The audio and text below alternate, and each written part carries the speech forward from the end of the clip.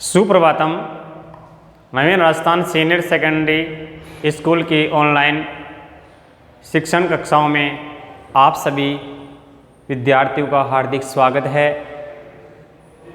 आज हम इस ऑनलाइन कक्षा में कक्षा 8 की शिक्षण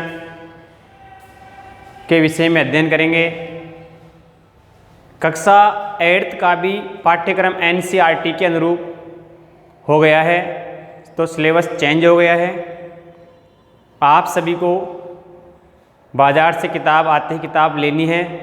उससे पहले हम आपको यहाँ पढ़ा रहे हैं, तो आप सभी ध्यानपूर्वक पढ़ें और जो भी नोटबुक के लिए नोट करवाया जाता है उसको नोटबुक में नोट करिए। इसके लिए आपको होमवर्क के लिए कॉपी 200 से 250 पेज के मध्य बनानी है। A4 साइज़ की बनेगी, जिसमें आपको साफ सुथरी राइटिंग में कार्य करना है और जो साथ साथ काम करो उसको याद भी करना है।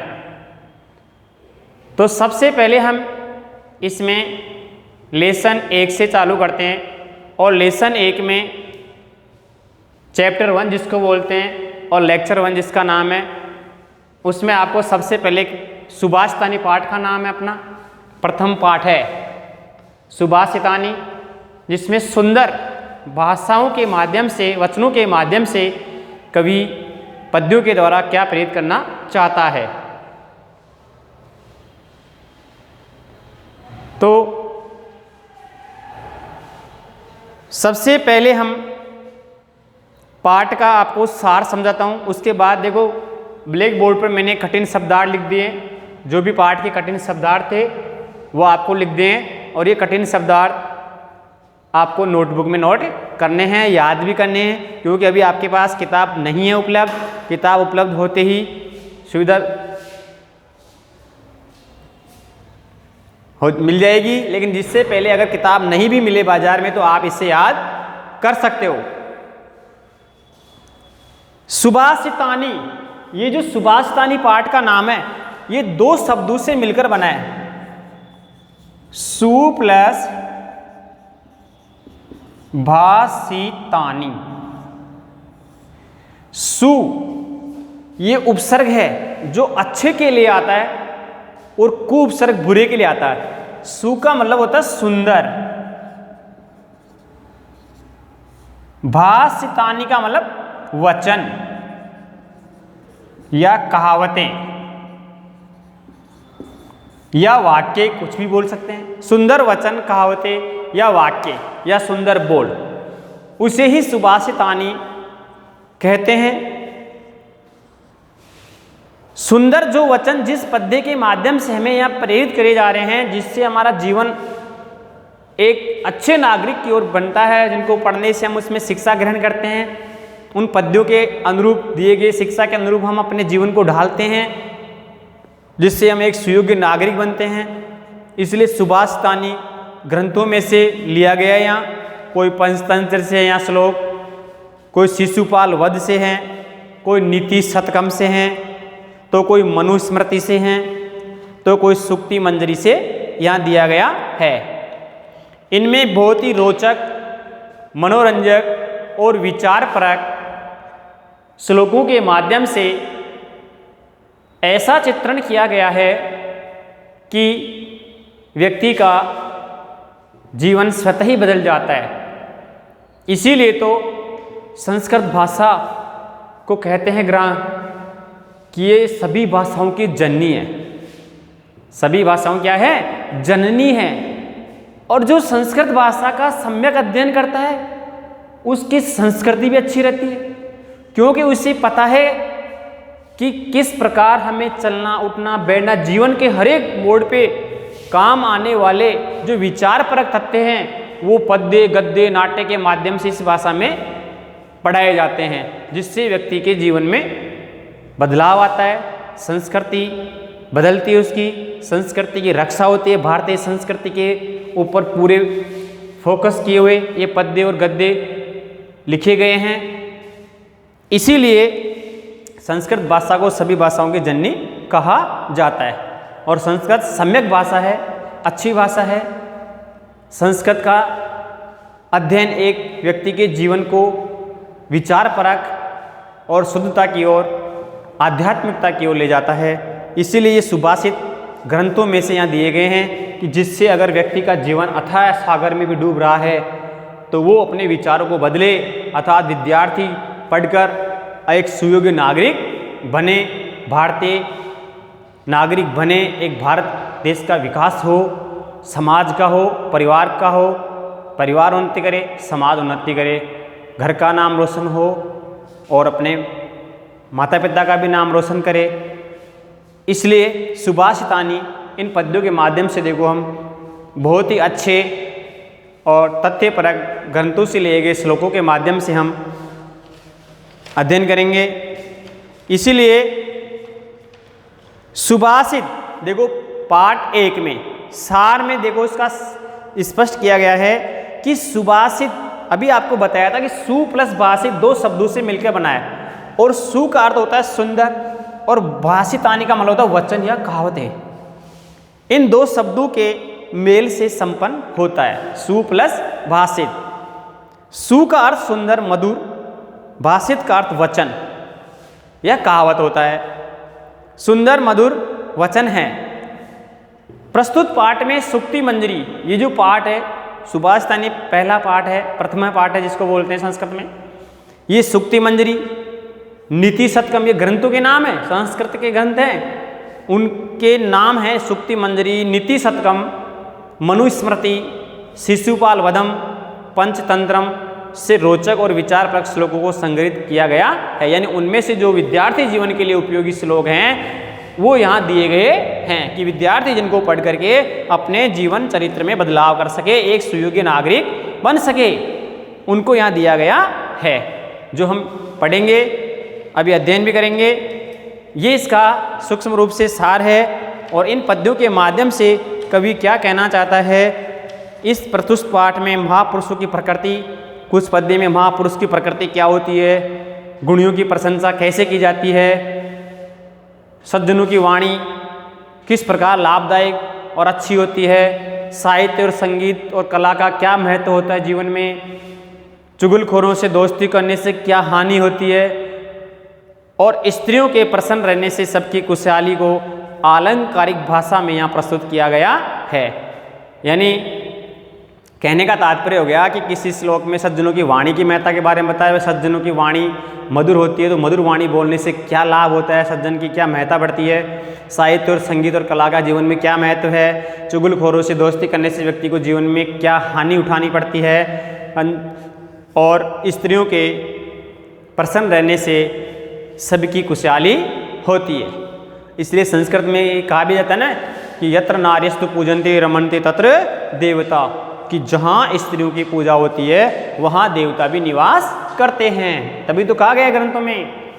अब देखो कठिन शब्दार्थ है, ये तो इसका पाठ का सार हो गया कि इसमें क्या है बताया गया, कहाँ से लिया गया, क्या है और किस प्रकार से क्या वर्णन किया गया है। अब कठिन शब्द देखो, गुणज्ञेषु, गुण प्लस अज्ञेषु, अज्ञेषु यानी जानने वाले अर्थात गुणियों में, सप्तमी का रूप है सुस्वादु तोया, स्वादिष्ट जल, सु आगे उपसर्ग सुंदर के लिए अच्छे के लिए, स्वादु तोया यानी जल, स्वादिष्ट जल, प्रभवंती निकलती है, समुद्रम आसाद्य समुद्र में मिलकर, आसाद्य का मतलब होता है मिलकर के, भवंत्यपेया पीने योग्य नहीं होती है, अपेया पेय यानी पीने योग्य और अपेय विलोम हो गया, विषाणहीन है, विषाणहीन है सिंह के बिना, विषाणहीन है सिंह के बिना, इसमें विषाणहीन है सिंह के बिना, खादन अपि खाते हुए भी, अपि यानी भी, जीव माने जिंदा रहता हुआ, पिसुनस से चुगली करने वाले की, व्यसनी ने बुरी लत वाले, नराधिपस से राजा का के, षष्ठी का है एक वचन, का के, जनयेन मधुमक्षिका असौ, जनयेत मधुमक्षिका असौ यानी मधुमक्खी पैदा करती है शहद को, संतस्तदैव वैसे ही सज्जन, वायसा कौवे, वल्कलय पेड़ की छाल को बोलते हैं, दारू भी लकड़ियों के द्वारा, महिरुआ वृक्ष बोला जाता है, कूप खन्नम कुआं खोदना, वही नीना अग्नि द्वारा। ये शब्दार्थ हैं कठिन। इन कठिन शब्दार्थों को आपको याद करना है और अपनी नोटबुक में भी नोट करना है। जब तक कठिन शब्दार्थ याद नहीं होंगे, पाठ के चाहे गद्य पाठ हो, पद्य हो, चाहे नाट्य हो, क्योंकि 3 प्रकार के लेसन आते हैं, गद्य पद्य नाट्य, वो उसका हिंदी अर्थ जो है हमें समझ में नहीं आता है। इसलिए भाषा के जो तीनों सब्जेक्ट होते हैं, हिंदी, संस्कृत और इंग्लिश, इनमें एक मीनिंग डायरियाँ आती है, साथ में उनके पाठ के नीचे शब्दार्थ लिखे हुए आते हैं, तो उनको विद्यार्थियों को पहले याद करना होता है, जिससे विद्यार्थी कोई कठिन शब्द आता है तो उसको समझ जाए, उसका अर्थ समझते उसका भाव समझ में आ जाता है। ठीक है प्यारे बच्चों।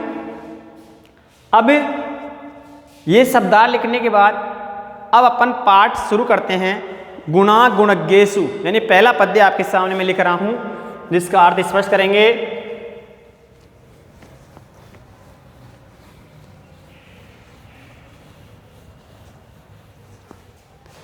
पद्य 1,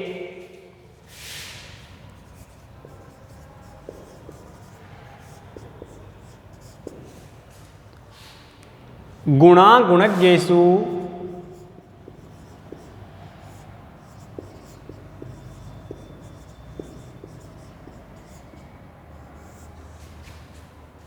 गुणा भवन्ति।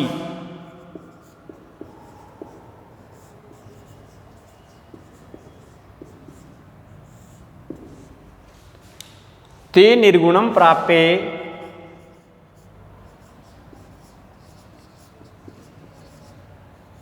निर्गुणं प्राप्ये भवन्ति दोषा।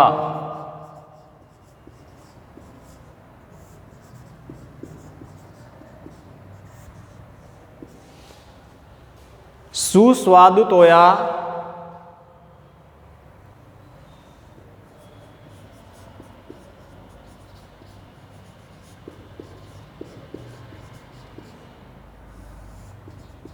सुस्वादुतोया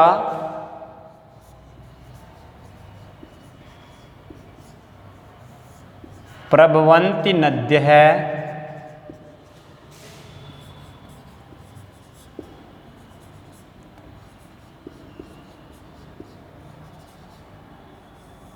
समुद्रम आसाद्य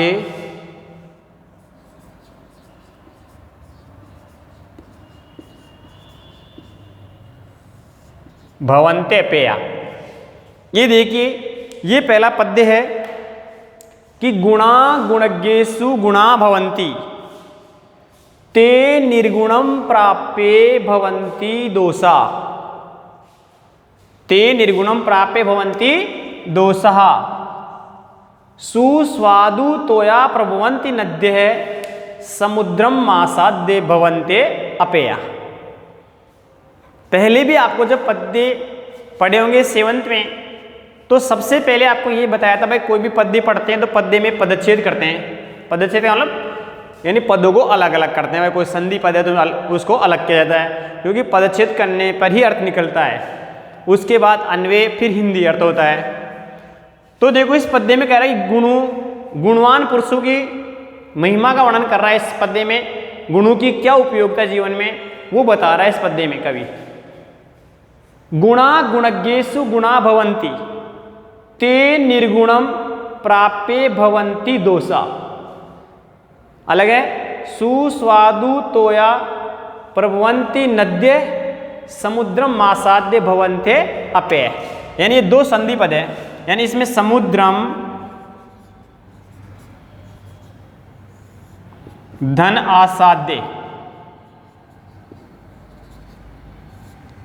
और इसका हो जाएगा, इसमें व्यंजन संधि हो जाएगी, इसमें हो जाएगा भवन्ति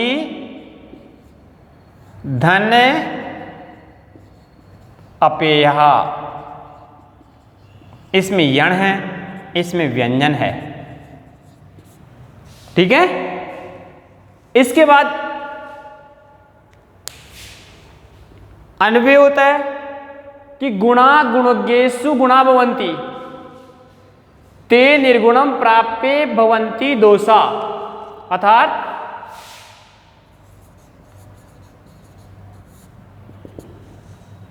गुणा गुणज्ञेषु गुणा भवन्ति।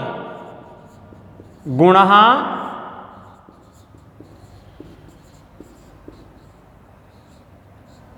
गुणज्ञेषु गुणा भवन्ति ते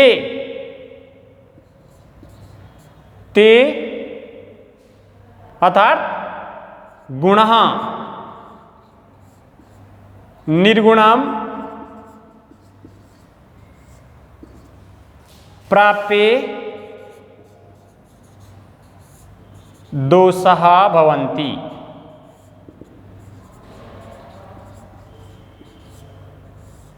दोषा भवन्ति। सुस्वादु तोया नद्य प्रभवन्ति।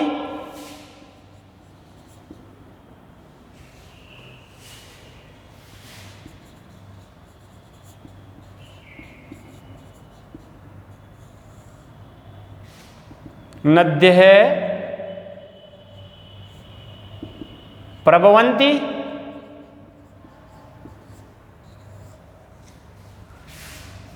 समुद्रम आसाद्य अपेया भवन्ति। समुद्रम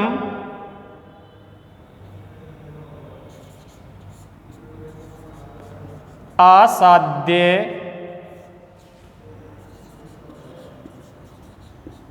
अपेयः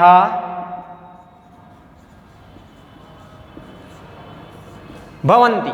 ये अन्वय हो गया कि गुणा गुणज्ञेषु गुणा भवन्ति ते गुणा, यानी वे ही गुण निर्गुणम प्राप्ये दोषा भवन्ति। सुस्वादु तोया नद्य प्रभवन्ति। समुद्रम आसाद्य अपेया भवन्ति। अब देखिए, यानी गुणा यानी गुण, गुणज्ञेषु गुणों को जानने वालों में ही अर्थात गुणियों में ही गुण होते हैं। गुण गुणों को जानने वाले गुणवान पुरुषों में ही होते हैं। ते अर्थात वे गुण निर्गुणम प्राप्य, अर्थात वे गुण अगर किसी निर्गुण व्यक्ति को प्राप्त हो जाते हैं तो वो गुण भी दोषा भवन्ति, वो गुण भी दोष बन जाते हैं। जिस प्रकार, कैसे उदाहरण दे रहा है, सुस्वादु तोया, अच्छे स्वादिष्ट जल से युक्त नद्य नदियां प्रबंधी बहती हुई। समुद्रम आसाद्य, समुद्र में मिलकर के अपेया भवन्ति, पीने योग्य नहीं होती है। क्योंकि समुद्र जो है वो अथाह सागर होता है, उसमें कई प्रकार की नदियों का जल आता है। उसमें खारा भी आता है, मीठा भी आता है, कसारी भी आता है, लवणीय भी आता है। इसलिए जिस प्रकार समुद्र का जल खारा इसलिए होता है क्योंकि उसमें हर तरह का जल आके मिलता है। तो वो मीठे जल की नदी भी अगर समुद्र में जाके मिलेगी तो उसका जल भी अपेय बन जाता है। उसी प्रकार अगर कोई गुण अगर निर्गुण को प्राप्त हो जाते हैं तो वो गुण भी वहां द्वाकर दोष बन जाते हैं। आया समझ में?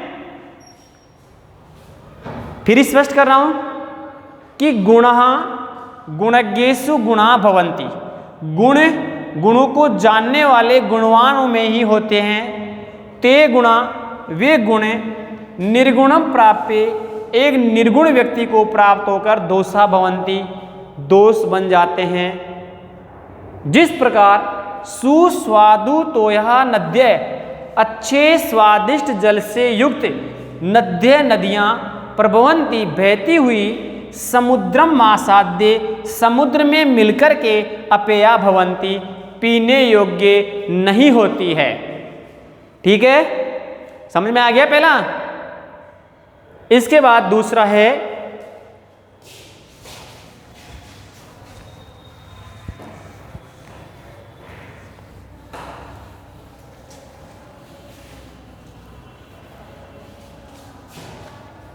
साहित्य संगीत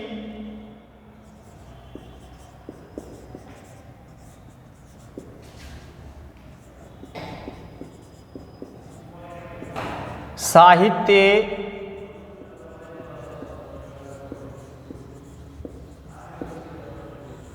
संगीत कला विहीन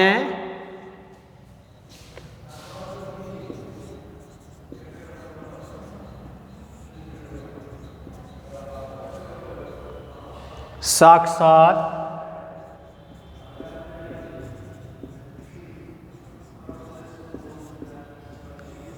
पशु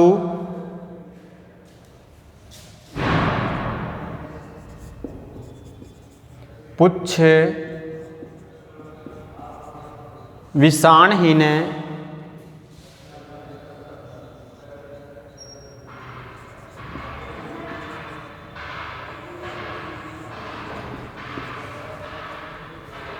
तृणम न खादनपि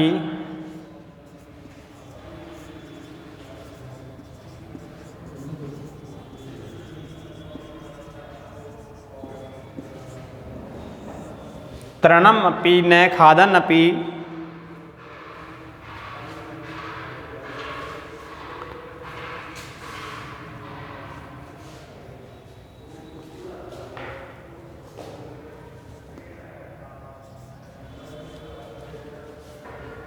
जीव माने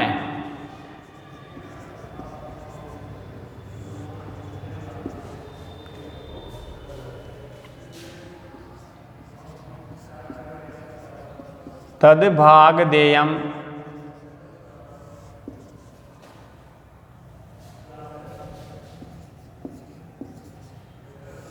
परमं पशूनां।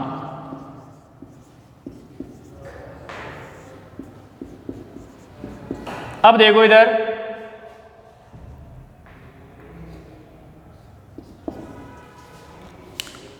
पहले वाले पद्य में अपन ने गुणों की महिमा का वर्णन करा था। सेकंड वाले श्लोक में देखो साहित्य और संगीत और कला की महत्ता के बारे में बता रहा है कि भाई साहित्य संगीत और कला का जीवन में क्या महत्व होता है। साहित्य और संगीत और कला से हीन व्यक्ति को इस पद्य में एक साक्षात पशु के समान माना गया है। अर्थात जो व्यक्ति साहित्य संगीत और कला से हीन होता है वो एक जानवर के समान होता है। जानवर और उसमें कोई फर्क नहीं होता है। ठीक है। साहित्य संगीत कला विहीन साक्षात पशु पुच्छ विषाणहीन तृणम न खादन अपि जीव माने तद भाग देयम परमम पशूनाम। इसके बाद पदच्छेद करो, साहित्य संगीत कला विहीन साक्षात पशु पुच्छ विषाणहीन और तृणम न खादन्नपि जीव माने तद भाग देयम परमम पशूनाम। सभी अलग अलग है, कोई कठिन शब्द नहीं है इसमें। साहित्य संगीत कला विहीन साक्षात पशु पुच्छ विषाणहीन तृणम न खादन अपि जीवमान तद भाग देयम परमम पशूनाम। अब अन्वय लेते हैं।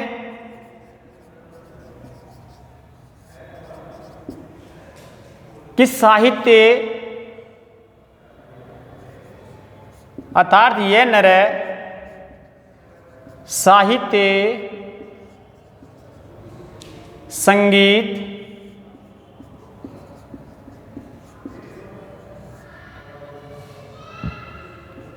कला विहीन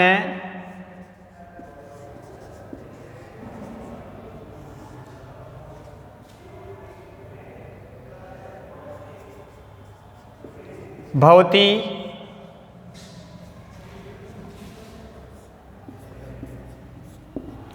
स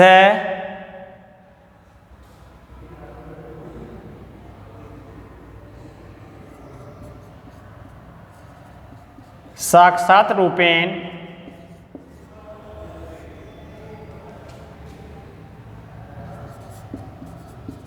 पुच्छ विषाणहीन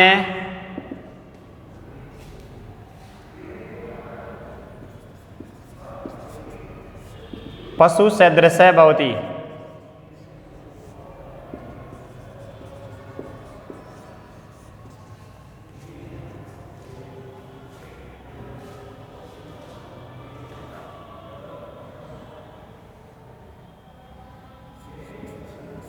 से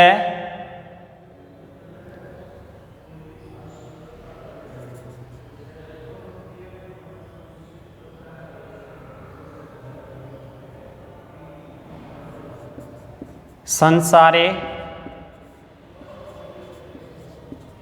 तृणम न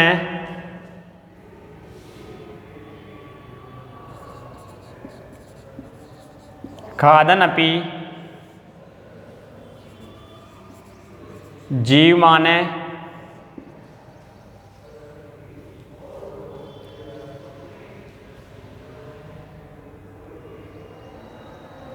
तद्भागदेयम्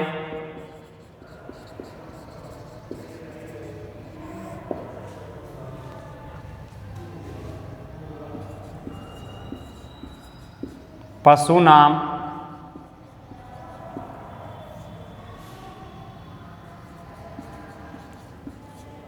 परमं भवति।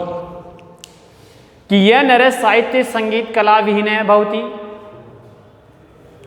से साक्षात रूपेण पुच्छ विषाणहीन पशु सदृश भवति से संसारे तृणम न खादनपि जीवमान तद भागदेयम पशुनाम परमम भवति।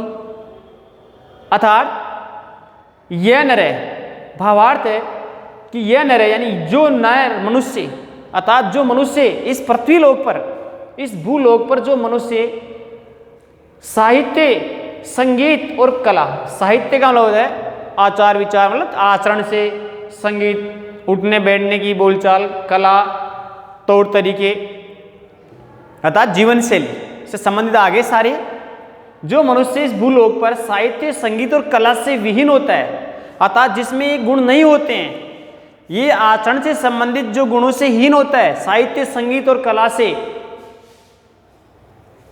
वह साक्षात रूपेण, साक्षात रूप से इस भूलोक पर, इस संसार में पुच्छ विषाणहीन है, अर्थात बिना पूंछ और बिना सींग वाले पशु के समान होता है। यानी वो सूरत से मनुष्य है लेकिन उसके पूंछ नहीं है, सींग नहीं है, लेकिन उसका जीवन मानो पशु के समान है, वो एक जानवर के समान होता है। स संसारे अर्थात वह इस संसार में, इस भूलोक में तृणम न खादनपि, चारा नहीं खाता है, रोटी खाता है लेकिन चारा नहीं खाता है। जीव माने जीवित है, वह इस संसार में घास फूस आदि चारा नहीं खाते हुए भी जीव माने जीवित रहता है। तद भागदेयम, ये उसका सौभाग्य है। पशुनाम, पशु जाति में परम भवति, ये उसका श्रेष्ठ सौभाग्य है जो पशु जाति में वो श्रेष्ठ माना जाता है, ये उसका श्रेष्ठ सौभाग्य है। अर्थात जो चारा नहीं खाते हुए भी इस भूलोक पर जीवन को धारण किए हुए है और एक पशु के समान आचरण करता है। समझ गए?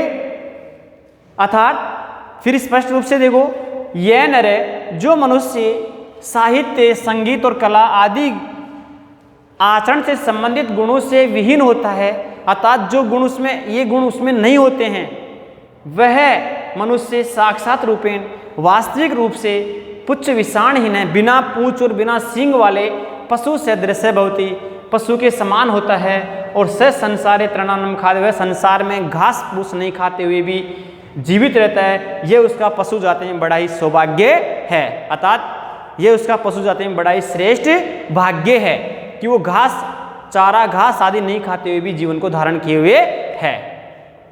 स्पष्टम?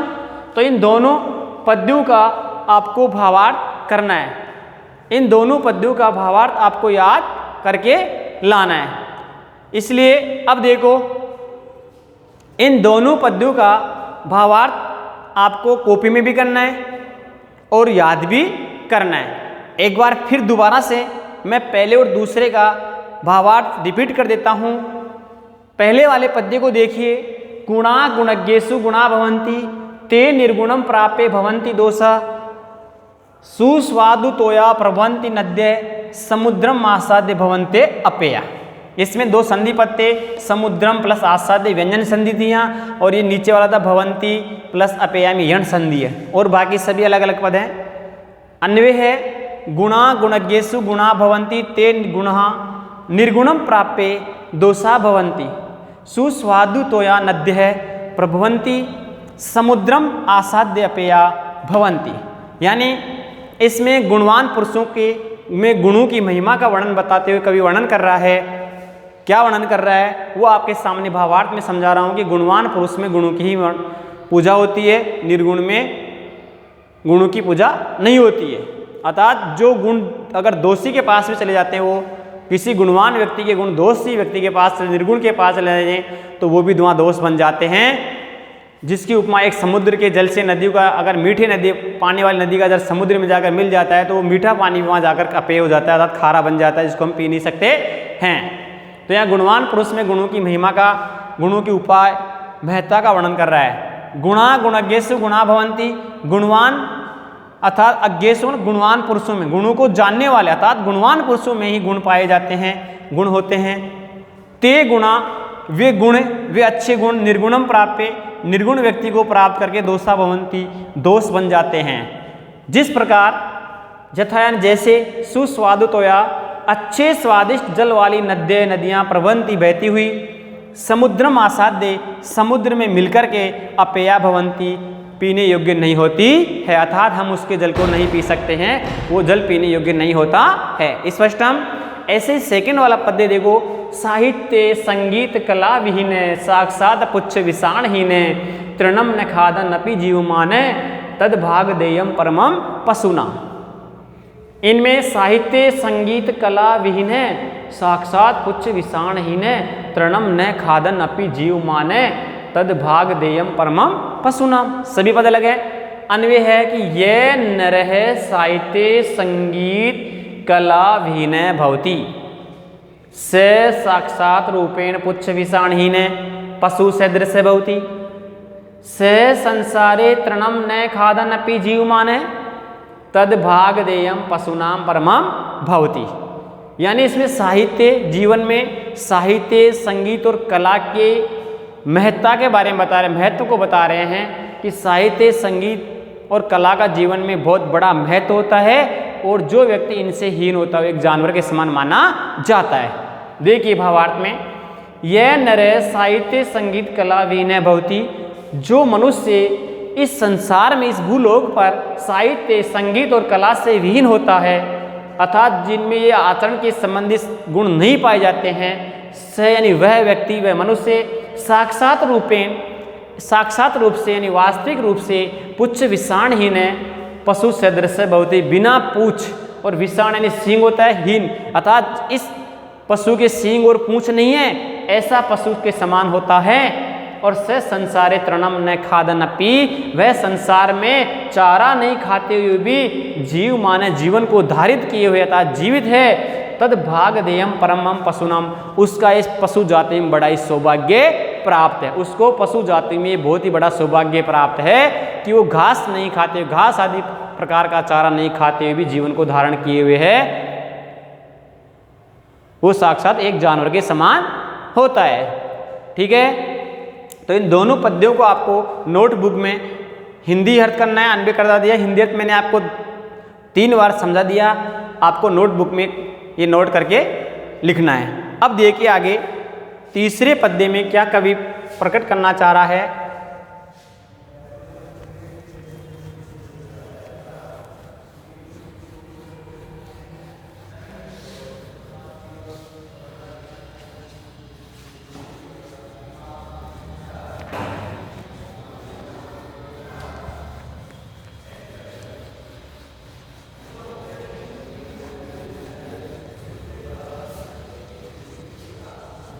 पद्य 3 देखो, लुब्धस्य नश्यति यश,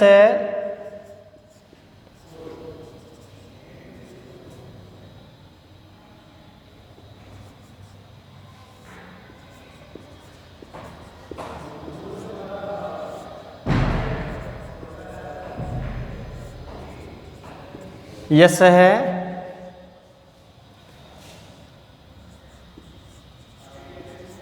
पिशुनस्य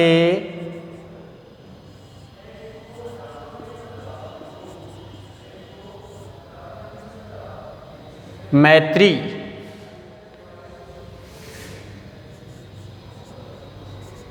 नष्ट क्रियस्य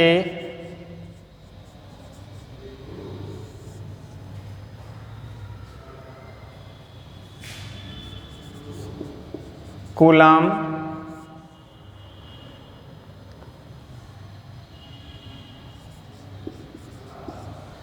अर्थ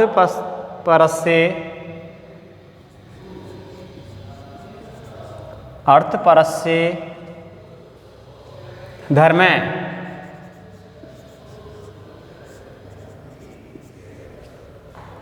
विद्या फलम व्यसनीन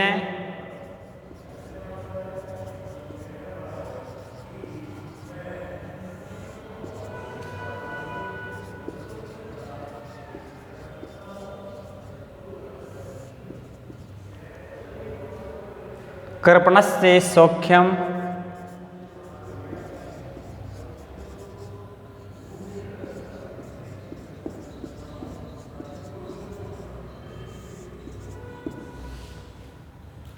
राज्यम प्रमथ सचिवस्य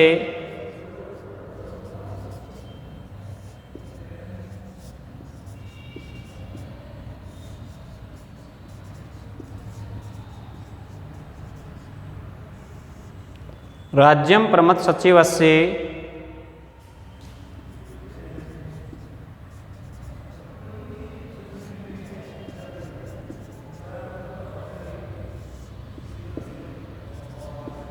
नराधिपस्य। अब देखिए पद्य 3 में देखो, लुब्धस्य नश्यति यस्य पिशु नस्य मैत्री नष्ट क्रियस्य कुलम अर्थ परस्य धर्म विद्या फलम व्यसनीन कृपणस्य सौख्यम राज्यम प्रमथ सचिवस्य नराधिपस्य। अब इसमें जो पदच्छेद करते समय मिले हुए पदों को अलग करेंगे तो लुब्धस्य नश्यति यशः पिशुनस्य मैत्री नष्ट क्रियस्य कुलम अर्थपरस्य धर्म। तो यहाँ कुलम अर्थपरस्य अलग हो जाएगा। कुलम धन अर्थपरस्य धर्म विद्या फलम व्यसनीन कृपणस्य सौख्यम राज्यम प्रमथ सचिवस्य नराधिपस्य। नर प्लस अधिपस्य। यहाँ व्यंजन है, यहाँ स्वर संधि में दीर्घ संधि है।